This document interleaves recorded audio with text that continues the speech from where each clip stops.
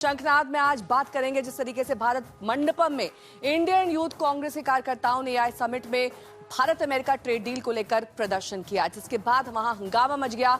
कार्यकर्ताओं ने T shirt उतारकर प्रधानमंत्री के खिलाफ नारेबाजी की। 15 से 20 संख्या में कार्यकर्ताओं की भीड़ हाथ में सफेद रंग की टी शर्ट लिए हुई थी। टी शर्ट पर पीएम मोदी और अमेरिकी राष्ट्रपति डोनाल्ड ट्रंप की फोटो लगी थी। इसके तुरंत बाद पुलिस एक्शन में आई, 4 लोगों को मामले में गिरफ्तार किया गया। इसके बाद बीजेपी कार्यकर्ताओं ने राहुल गांधी के घर के बाहर जोरदार प्रदर्शन किया। भारी सुरक्षा बल के बीच बीजेपी कार्यकर्ताओं को हिरासत में भी लिया गया है। राहुल गांधी का इस वक्त पुतला फूंकते हुए तमाम बीजेपी कार्यकर्ता इस वक्त जो है वो नजर आ रहे हैं। बीजेपी के तमाम जो वर्कर है वो इस वक्त यहाँ पर नारेबाजी जो है वो कर रहे हैं। आप तस्वीरें देख सकते हैं कि राहुल गांधी के घर के बाहर की तस्वीरें हैं। बीजेपी का साफ तौर पे कहना है देश की छवि खराब करने की कोशिश जो है वो यहाँ पर की गई है। हमारे साथ बीजेपी कार्यकर्ता क्या राहुल गांधी नारेबाजी जो है वो लगातार जारी है। यहाँ पर बीजेपी कार्यकर्ताओं की तरफ से आप देख तस्वीरों में देख सकते हैं कि एक बीजेपी का कहना है कि सीधे तौर पर कहीं ना कहीं छवि खराब करने की कोशिश जो है वो देश की, इसी को लेकर के अब बीजेपी आक्रामक जो है वो इस वक्त सड़कों पर नजर आ रही है। और ये तस्वीरें राहुल गांधी के घर के बाहर की आप तस्वीरें देखें किस तरीके से पुलिस का जबरदस्त बैरिकेडिंग जो है वो की गई है।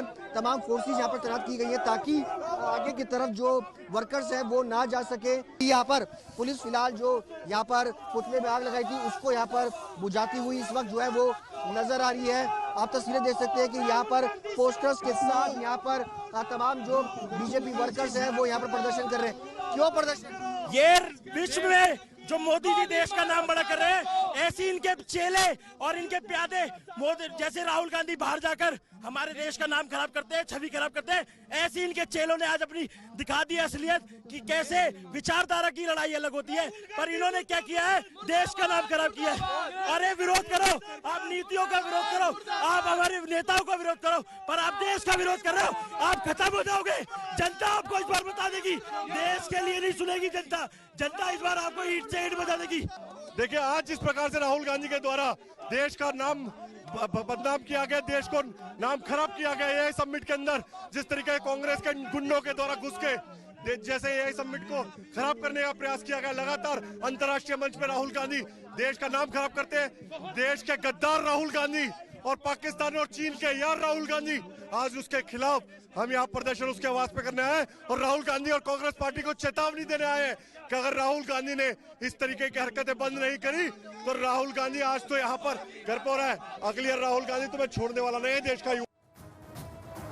उधर संबित पात्रा ने आरोप लगाया कि साजिश के पीछे राहुल गांधी है। वहीं कांग्रेस का यह कहना है कि बीजेपी ने भी कॉमनवेल्थ गेम्स के दौरान इसी तरह के प्रदर्शन किए थे।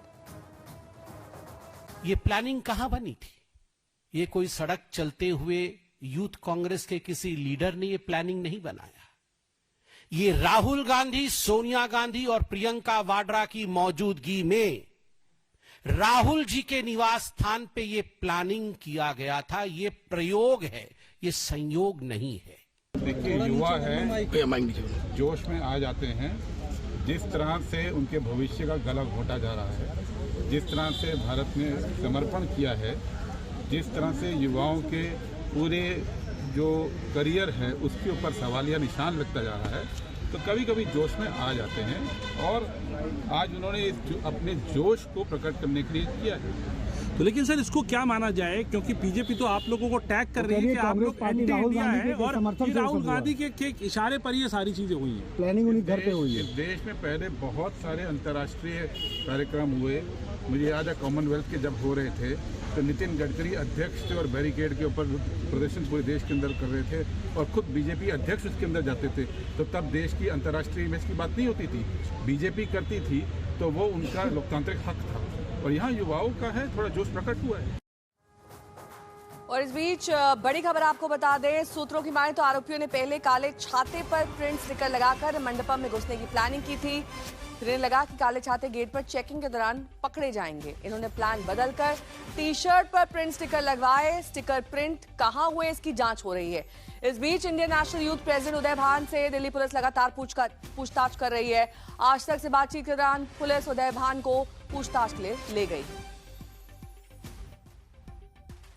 अच्छा, आप मेरा एक सवाल है आपसे कि ये जो प्रोटेस्ट हुआ है, आपको नहीं लगता है कि जो एआई समिट चल रहा है, ऐसे में यहाँ पर प्रोटेस्ट करना सही लगा आपको? तो लोकतांत्रिक देश के अंदर प्रोटेस्ट करना कब से गलत हो गया? देश का प्रधानमंत्री जब विदेश की भूमि पे जाके कहता है कि सफेरों का देश है, इस देश में रहने लायक कुछ था ही नहीं, तो मुझे लगता है कि विदेश की धरती पे ये बोलना ज्यादा शर्मनाक है। अपने देश में तो देख पा रहे हैं यहाँ पर जो उदय भान है, इंडियन नेशनल यूथ कांग्रेस के प्रेसिडेंट, फिलहाल उनसे पूछताछ होगी, और जो अभी बाइट दे रहे थे, हमसे बातचीत कर रहे थे, उनको भी पुलिस लेकर गई। अरविंद ओझा, दिल्ली आज तक। उधर अब बीजेपी चौतरफा कांग्रेस को घेरने की कोशिश कर रही है।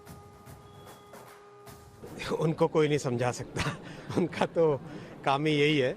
जरूर वो काफी डर गए होंगे कि इतना अच्छा, इतना शानदार एआई समिट कैसे हुआ। हमारे देश की छवि के साथ छेड़छाड़ है। मोदी जी का विरोध करते करते इतने अंधे हो गए कि देश का विरोध करने लगे। देश की छवि धूमिल करते हुए उनको लज्जा नहीं आई, शर्म नहीं आई।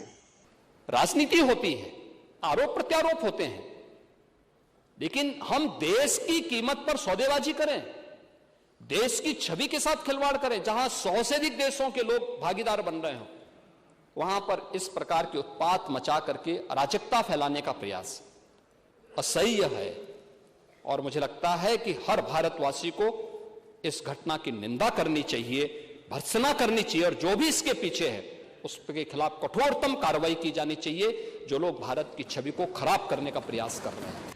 आज यूथ कांग्रेस के साथियों ने एआई समिट में जाके पीएम इज कंप्रोमाइज्ड के नारे लगाए हैं, और ये रोष सिर्फ हमारे यूथ कांग्रेस के साथियों का नहीं है, हर उस युवा का है जो आज बेरोजगार घूम रहा है, और उस हर एक युवा को पता है कि हमारे प्रधानमंत्री कंप्रोमाइज्ड हैं, और तभी ये बेरोजगारी कैसे दूर हो उसके बारे में कुछ नहीं सोच रहे। ये जो ट्रेड डील अभी यूएस के साथ हुई है, हम सब जानते हैं।